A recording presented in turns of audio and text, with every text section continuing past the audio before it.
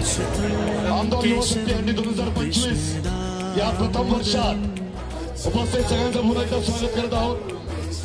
आपल्या महासभाचे आमदार सन्माननीय श्री राजन नाईकजी यांच्या संकल्पनेतून त्यांच्या प्रमुख मार्गदर्शनातून सज्ज होत असलेला हा सोहळा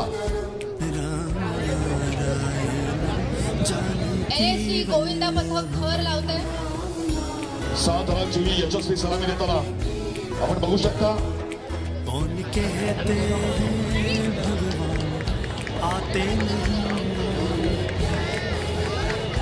जोरदार टाळ्या झाल्या पाहिजे। क्या बात है,